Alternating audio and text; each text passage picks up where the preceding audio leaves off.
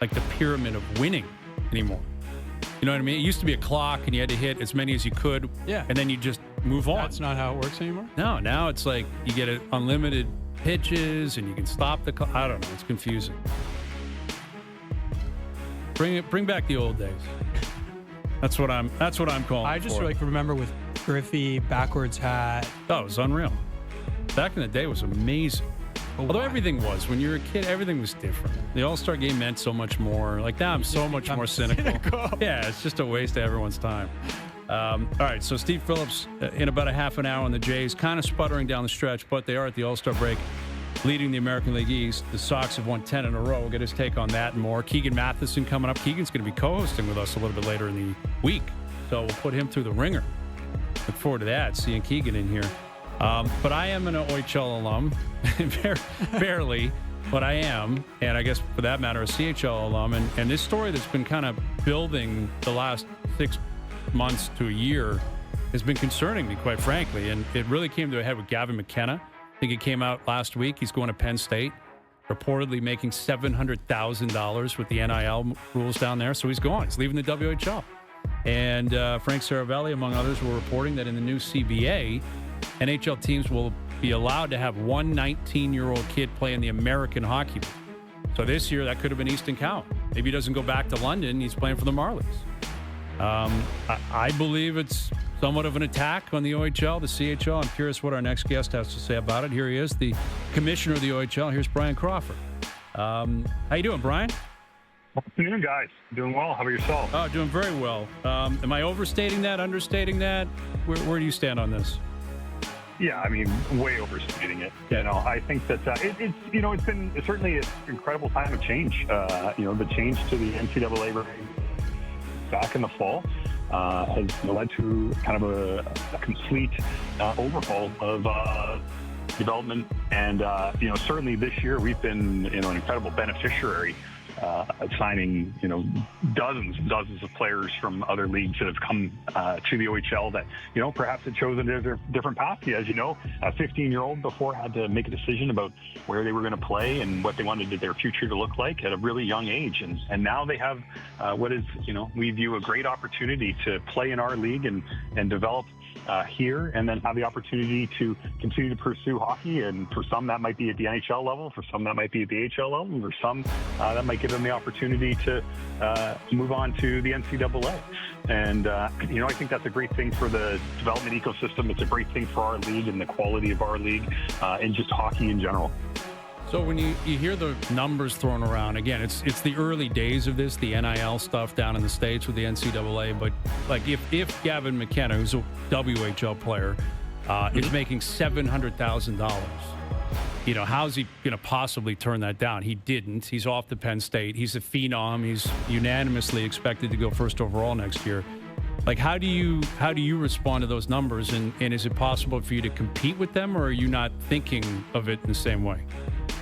Yeah, I mean, I think first and foremost, obviously, we of course want Gavin McKenna in the CHL, a generational player, and he's going to be successful wherever he goes. But I think that he's unquestionably an outlier in that regard, in that a player of his quality can have that success wherever he's going to go. He's going to be a first-round pick, head off to the NHL.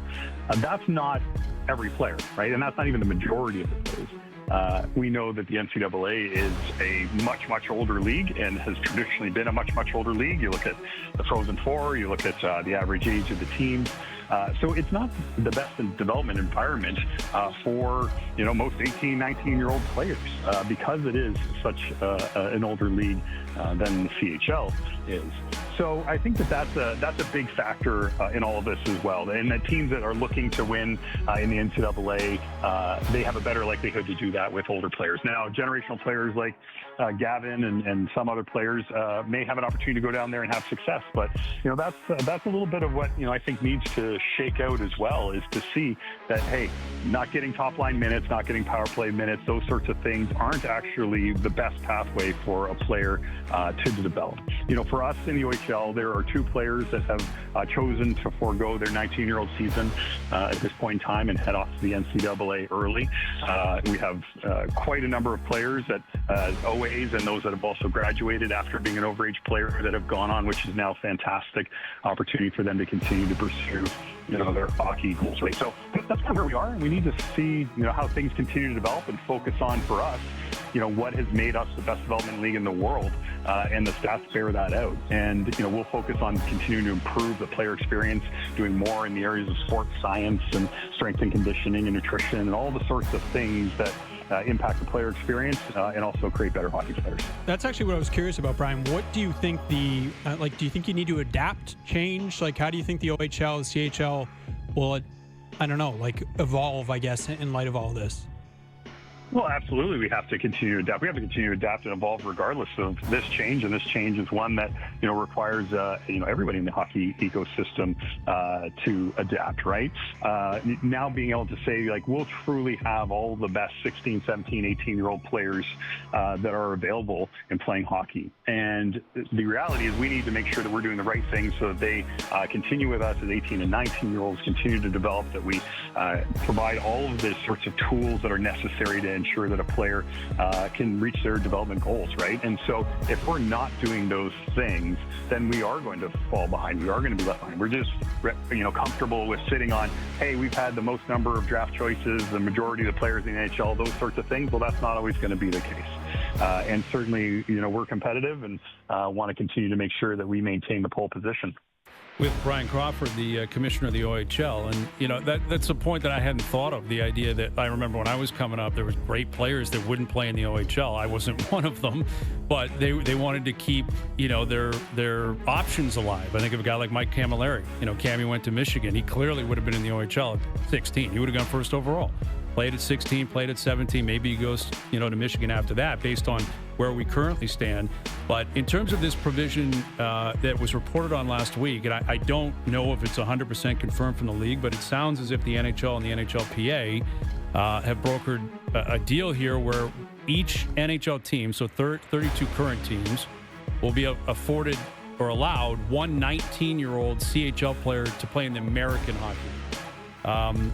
If and when that comes to fruition, how would you react to that?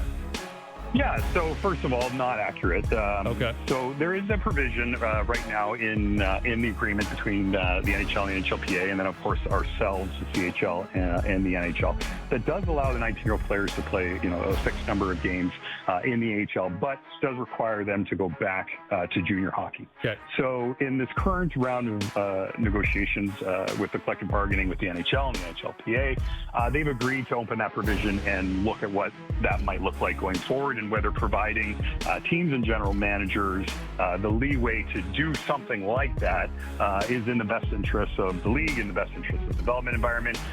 So as it stands today, nothing has actually been decided about mechanics or anything like that, if it is even to go forward. And those are discussions that we actually are very much active in with the NHL in talking about how best to proceed and move forward. We would certainly contend that the AHL is not the best environment for a 19-year-old. Very, very few 19-year-olds, in fact. It's not just about scoring 100 points in the OHL that decides, kind of whether that person should be moving on or not. You think about a 19-year-old, think about Easton Cowan coming back to the Knights this year. He's the man, right? He's the man. He's the man on the ice. He's the man off the ice, in the dressing room, all around media, all those sorts of things, the leadership qualities, all the pieces that make for a great NHL or a great prospective NHL hockey player that they can gather. The AHL is a man's league, right? There are men trying to make the NHL. And, we certainly contend that the environment in the CHL is much better suited. And it is also not just about that player, but it's also about developing all of the future players so that next year's draft, the year after that, all are quality drafts because those players have been playing against elite players as well. With Brian Crawford, the commissioner of the OHL. And when I'm curious about this, because, there's 3 leagues, 3 commissioners. London obviously just won the Memorial Cup. In your rookie season as the commissioner, what was that experience like for you? And how did the 3 commissioners kind of handle the battle once you get to the finish line? Well, that's the interesting thing. All three commissioners are relatively new, really, within 2 years. Mario Cecchini being the most veteran of the group, Dan Neer, and then myself. So all relatively new in our positions from different backgrounds, quite diverse from really the commissioners that were previously in the role. So the three of us, along with Dan McKenzie, the president of the CHL, work together, extremely well, extremely closely, on a almost daily sometimes, but certainly weekly basis on all the matters related to the CHL and our respective leagues. And of course, there's the competitive spirit. I wanted the OHL to be hoisting the Memorial Cup at the end of all of it. And, Yep.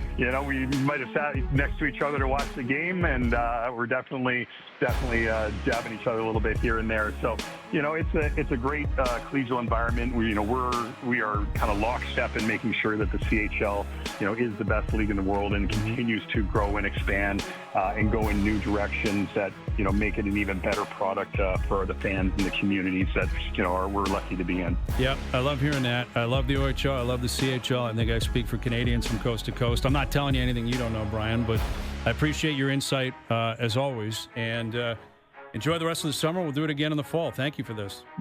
Yeah, thanks, guys. Appreciate it. There he is, Brian Crawford, commissioner of the OHL. So interesting that, he brings up a very good point about keeping your, I guess, ability to go to the NCAA. That was always an issue for a lot of 15-year-olds, 16-year-olds, 17-year-olds. But now that the rules are completely changed, you don't have to play like junior